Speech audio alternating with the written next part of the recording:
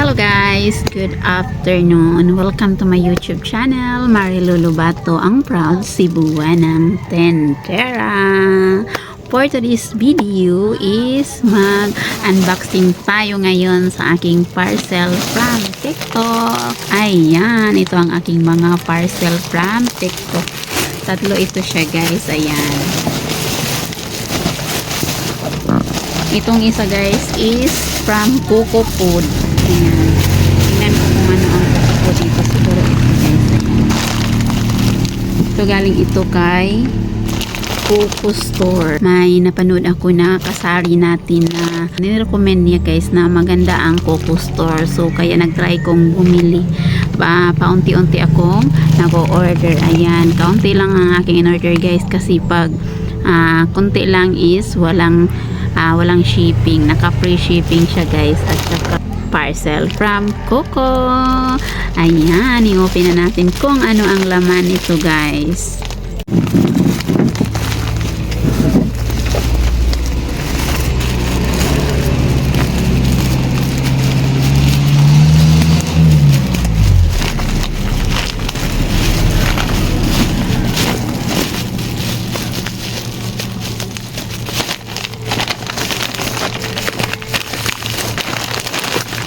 Ayan. Sana hindi ito siya sira guys. Ayan. Plastic ice cream cone. Dalawang pack ang aking in-order guys. Ayan.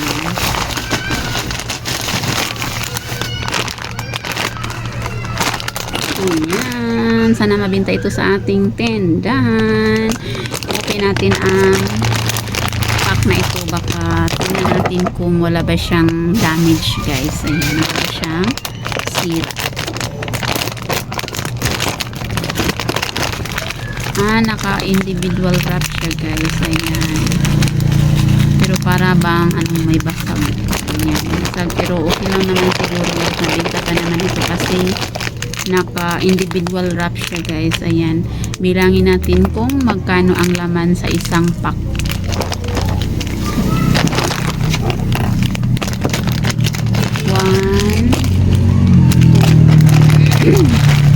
3, 4, 5, 6, 7, 8, 9, 10, 11, 12, 13, 14, 15, 16, 17, 18, 20, 21, 22,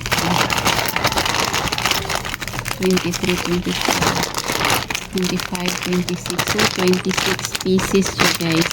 Benta natin ito ng tag 6 pesos ang isa. At syempre, tikman natin kung ano ang lasa nito. Bakit ito mabenta sa ibang tindahan. Ayan, ganito siya guys. Ayan, chocolate pala siya ang laman. Chocolate ang kanyang cone.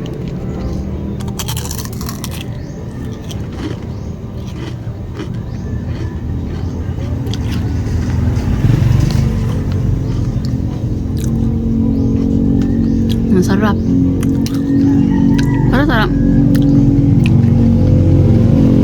Para talagang totoong ice cream ito guys. Ayan.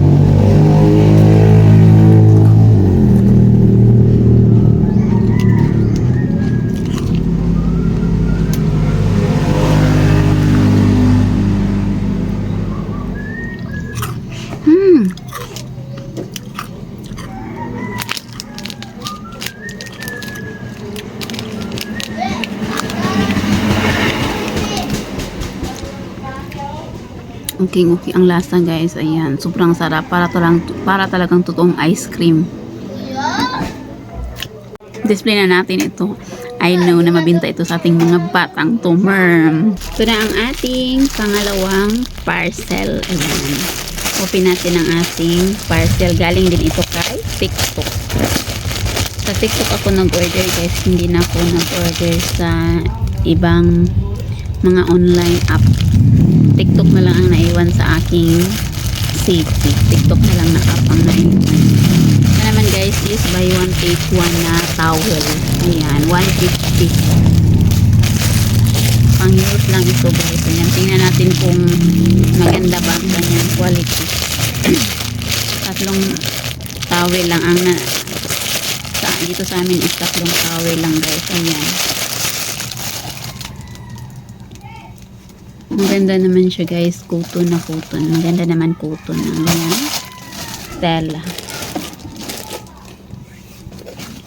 Para ito sa aking mga junakis.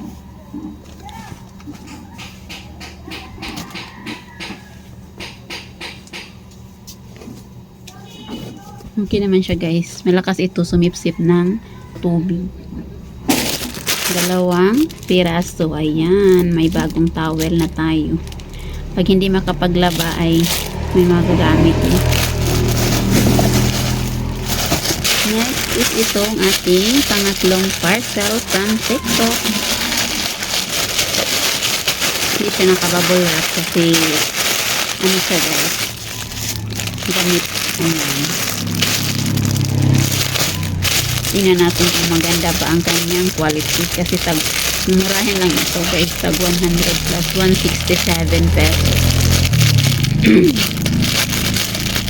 Pag mag-order ako guys, isa lang muna para matingnan natin ba kung ano ang quality. Kung maganda, syempre babalik tayo order ulit tayo order. Ayan. Ang liit pala guys. Sana makasigo ito sa ating kaigor baka ni sa itong bilbil no. Late.